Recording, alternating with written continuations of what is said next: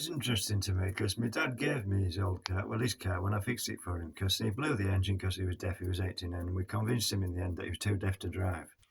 And I'd fixed the engine, so he gave me it. I have it now. I had one almost identical.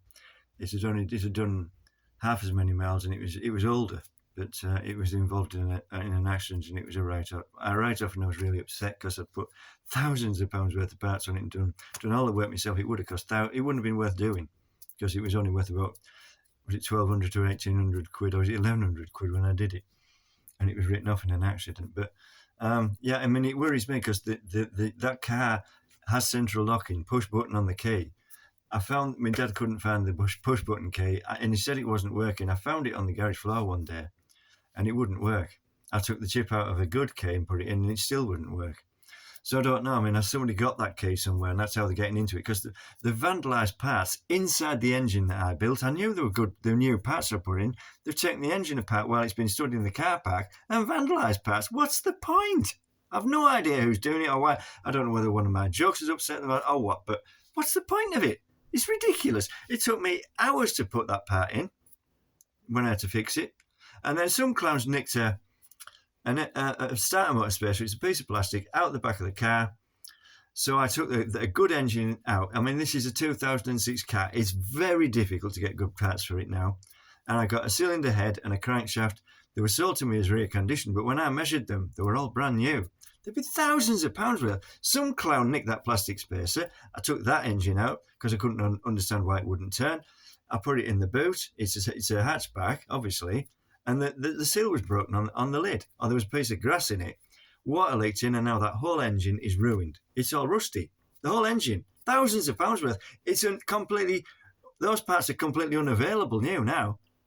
So that's wrecked that engine, thousands of pounds worth. And people wonder why I'm unhappy. That was my late father's car. He died 18 months ago. Basically, just about the last member of the family. I have a brother, but I don't know where he is. That's why I bother with that car, because it was my dad's. So I bought a spare engine because it's a Mark 1. There's not many left, and they're just melting the Mark 1 engines down now. Nobody wants them. They're very cheap now. I priced an engine up for it when Dad blew it up in, when was it, 2016 or something like that.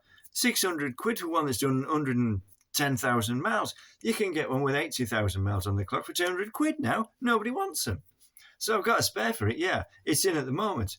I've got the starter motor on and right and everything, but it won't flipping start.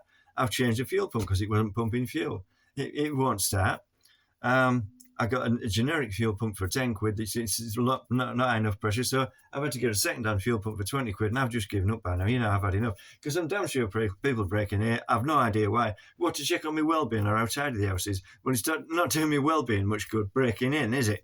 And things have been nicked. I don't know why. Yeah, I inherited a lot of money, but most of it's gone because most of the stuff I bought's been nicked.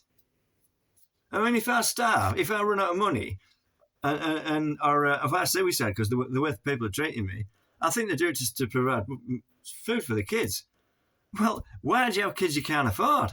I haven't got kids because I couldn't afford them. And I've always been very shy because I was bullied badly at the age of 9. I was an outgoing kid. I was artistic. I know I'm moaning, but, you know, I lost all my artistic ability and I became virtually mute. And then I became a mute engineer, and then the manager didn't like the fact that I was a mute engineer, so he bullied me until I left the job. It's ridiculous. I didn't want the job out at the time. It was a storeman's job. I wanted to be a mechanic.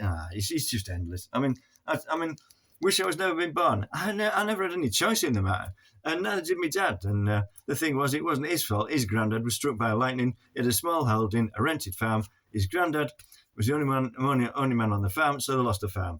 There were 8 or 9 people, my dad's relatives, in a house the size of this. This is supposedly fit for 2. There was 8 in, and it would have been about what? About 1900, between 1900 and 1910 when it happened. And I mean, there's no social services, there's no social security, there's not even any social workers. It was just allowed, and they were just glad to have somewhere to live. I mean, people go on. I mean, I've had to rig up a flipping shower hose to fill the bath with water because they came and serviced the boiler. It's never worked since. I mean, I could ring up about it, but it's charged to all the neighbours. But the way they treat me, I don't know why I worry about them. They nick stuff from me. Why should I worry about putting that rent up? I mean, my boiler isn't working. It's got a fault code on every flipping programme, so I fill the bath with water from the shower. It works. It's ridiculous. I mean, I mean, I'm trying to help people. I try to help people if I can, but if I'm not very well myself, how the hell can I help anybody? It's ridiculous.